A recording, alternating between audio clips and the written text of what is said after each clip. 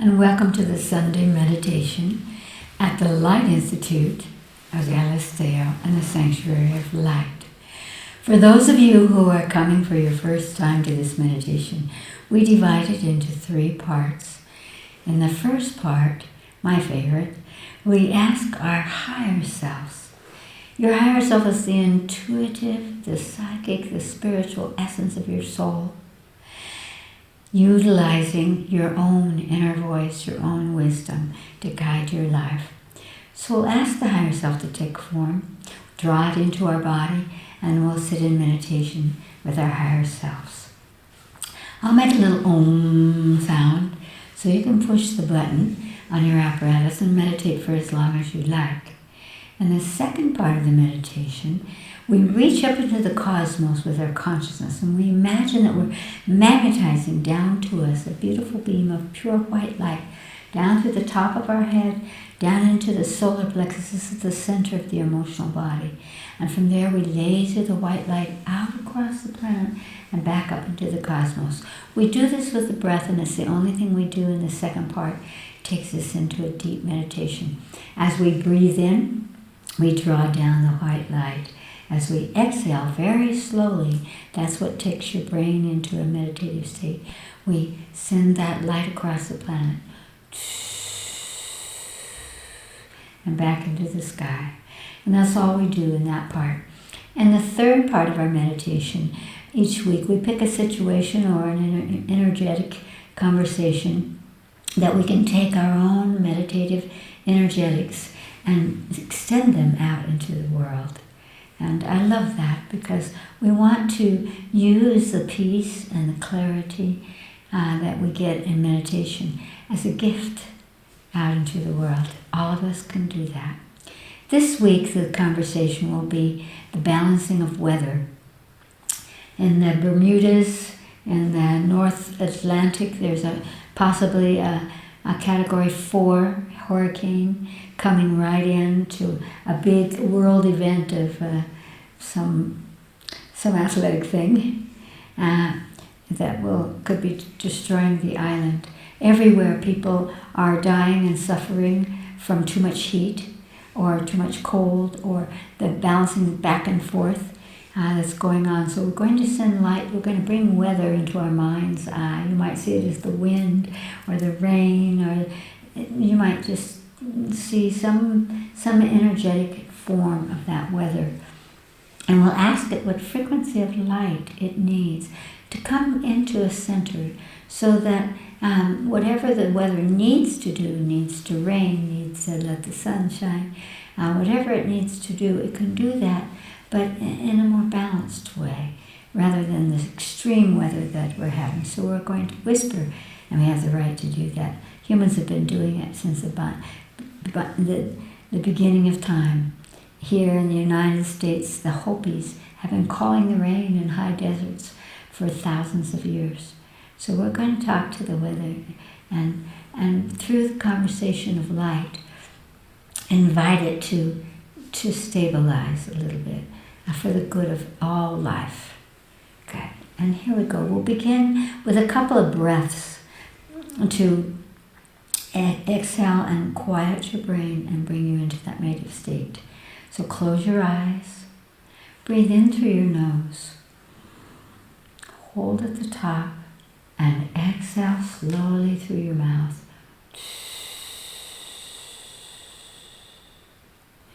Once again, breathe in through your nose, hold at the top, and exhale slowly through your mouth.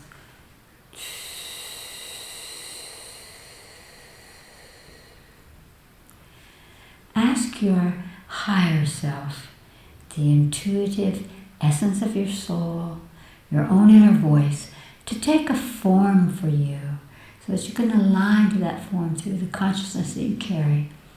It could be a rainbow, a horizon, a star, a being, a tree, an animal, a light, an equation.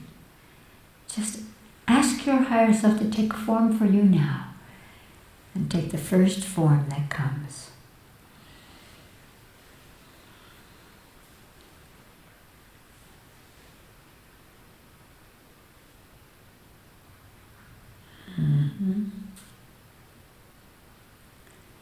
Now, ask your higher self to touch the place in your body where you are holding your divine essence at this moment. It could be anywhere in your body. Just imagine that your higher self is touching that point of source of your divinity, your divine energy.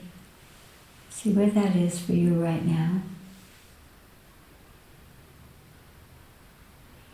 And then just begin to breathe in and out through that point, sort of stimulating it, opening it. Breathe in and out through that point. And now draw your higher self in through that point in your body and sit in meditation as your higher self. Whatever form it came in, draw it into your body and let every cell of your body align to its qualities and its energies. Om.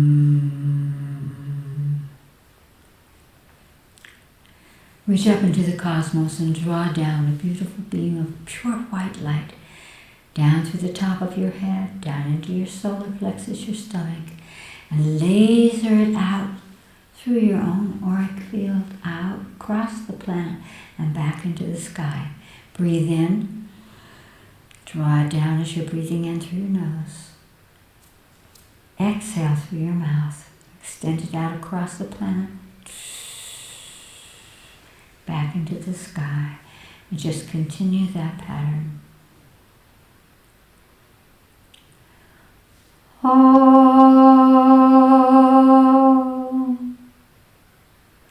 Imagine that you could bring into your mind's eye, however you perceive it, the weather on Earth. You might see wind and rain, or oceans, or sky, just however it wants to show itself. Gather the energy of weather, all of nature's weather patterns and possibilities, and ask weather what frequency of divine light it needs from you at this moment to center so that it is not so extreme. The weather does what it needs to do. The rain wants to rain. The sun wants to shine. Whatever it needs, but to do that for the good of all life, and not so violent that it's destructive. See what color pops into your consciousness. Reach up into the cosmos as we did before and pull exactly that color down through the top of your head as you did before, down into your solar plexus, and laser that exact color like a beam of streaming light out to the form of weather, and feel that that color is continuing from the cosmos down through you and out into the weather. It could change its color.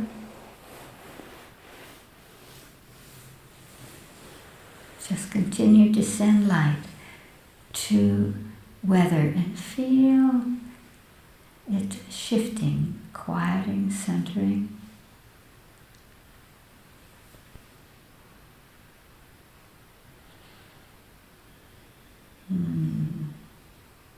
That's it.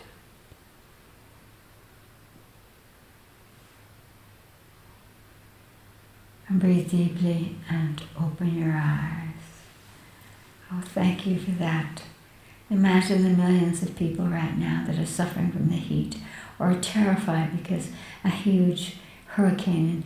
And as you're moving around, you could also be sending light specifically to that hurricane to turn and go back into the sea. We have a project here that's called Human Nature Alliance Eco SOS, and in that we focus on extremes of weather, of energies in the earth, and so we can just, ask that hurricane to just shift out back into the ocean. So it does what it needs to do, but it could skip all of these countries that are in line for its destructive energetics.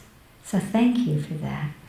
We actually do have a second part to this Sunday meditation. It's called Knowings.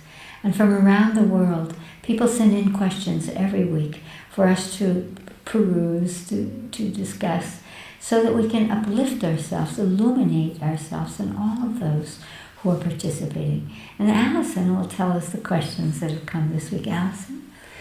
The first question is from Rio de Janeiro, Brazil. Rio! Oi! Dear Chris, thank you for your new book. It is rewiring my life. There is one paragraph that I ask you to discuss in Knowings, so it is on YouTube, available to all the public. Please consider this. I think it will ease the torture of aging for so many of all ages. Here is your beautiful quote. It is not your body that is counting the distance from youth to the presence. It is your ever-critical, emotional self-evaluation that scorches your physical form. Wow. Thank you so much for recognizing what was being transmitted in that paragraph and that quote. And what it was really talking about was our power to relate, to work with our bodies, and to remove this psychogenetic inherited chatter, especially about aging. That as you age, and I'm not talking about a 90-year-old, I'm talking about a 50-year-old or a 60-year-old who feels, oh, I can't do that anymore. I'm too stiff, or I might hurt myself, or I hate the way I look. I'm too heavy, I'm too this, I'm too that.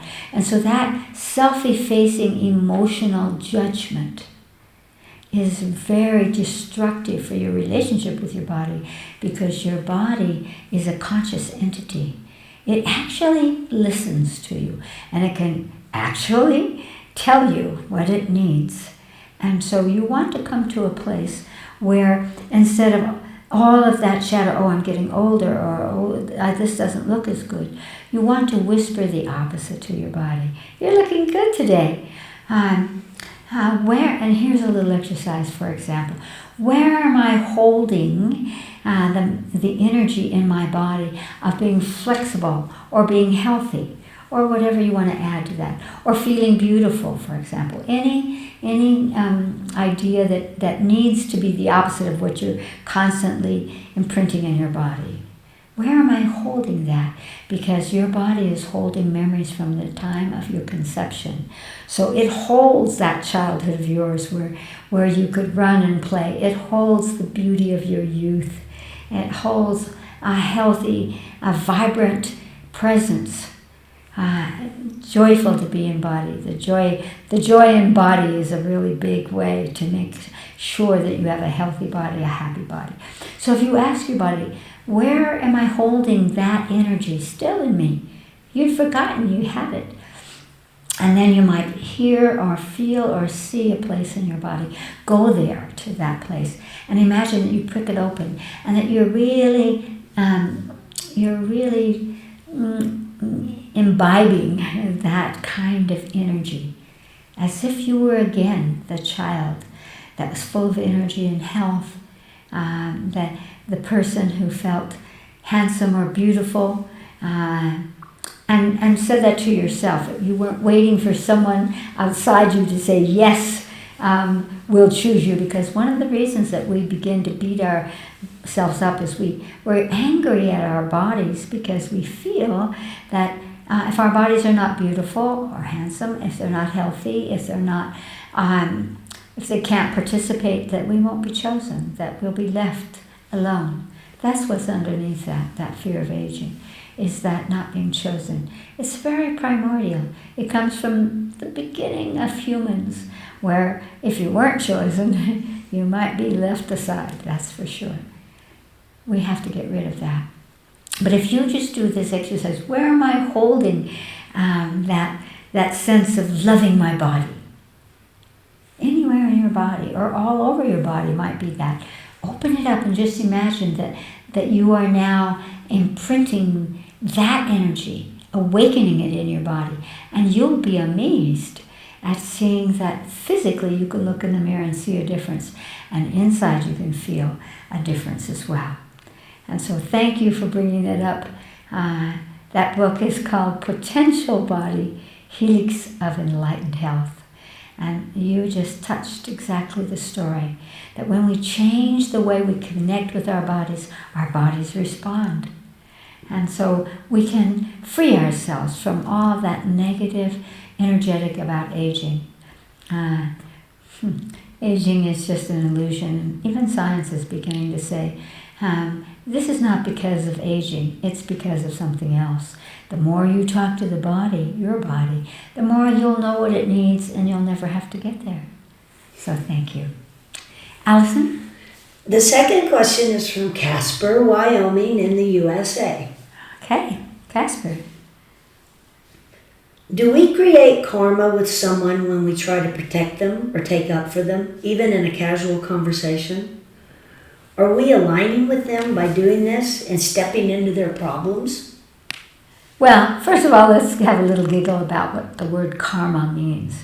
Karma is simply an energetic law of the cosmos, cause and effect, action and reaction. So if there you are taking up for somebody, whether you're defending them or you're pointing out something positive about them, there is a karma there. The only reason they're in your life is because there is a karma, which means that you know each other. It doesn't mean it's negative. It doesn't mean that you're going to become them because you're hanging out with them.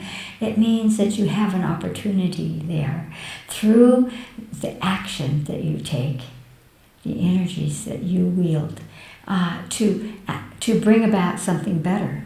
If you perhaps defend them or point out something positive about them, you might change their sense of self or the way someone else sees them. That kind of karma, cause and effect, action and reaction, is a wonderful law of energy that gives us a higher octave, a relationship.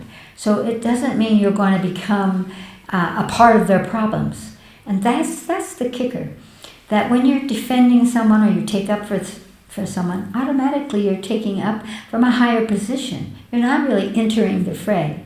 You're just as if you were looking down, actually. You're in a higher frequency. And that's how you can say, but look at this. You have this quality. Or this person is really kind.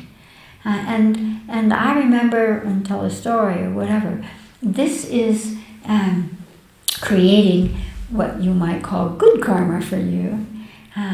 You didn't have to enter the fray, but you could supply an energy through your consciousness that could change the situation.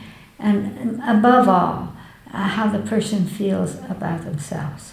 So if you're taking up, because very often we are our own worst enemy. We don't need someone else to say, you did this and you were bad. We have a lot of that chatter going on consciously and unconsciously in us. So when a friend or a relative or a colleague or someone, sometimes even a stranger, will say something nice. Oh, you have a nice smile, or I like your energy. That can begin to shift their sense of self. And realize, oh, my true self is being seen by others. And then we enact that true self. We trust to be that and to live within that energy. And so you go ahead and say the best you can and do the best you can for everyone. So often someone will say, this is a bad person. And I will say, yes, maybe they did that. But look at something else. Find something good about them and hold that and mirror it to them. And what will happen is that they'll leave the negative behind, and they'll want to. This is human nature. They'll want to be what you said was good about them. They will love that, and they will mimic it. And this is how we change the world and ourselves. Allison? The last question is from Georgetown, Malaysia. Malaysia. What's the best way for me to create a happy, high frequency in my body? So the only thing I radiate to the world is goodness. I want to contribute and help make humanity happy. Thank you, Chris Griscom from the island of Penang. Penang. Oh, thank you for joining us. I love that because, you may be across the world from where I'm sitting right now, but you're already deep in my heart. There's no separation. So thank you for being with us. And what I would say is it's really easy. First, though, I want to say to yourself, don't be upset with yourself if you can't hold that happiness or that joy or that high vibration all the time. We fluctuate because we're not alone. We do pick up energies from others and from the world around us, and we are affected by them. The more conscious we are, the more we learn how to not be affected by the negativity, but by replacing that by focusing on something that brings a good kind of energy. But what I would say to you, if you want to make a happier humanity, a happier world, then meditate on your happiness and enact it more. For example, you in Malaysia, you have such a beautiful environment. You have beautiful flowers. You have beautiful seas.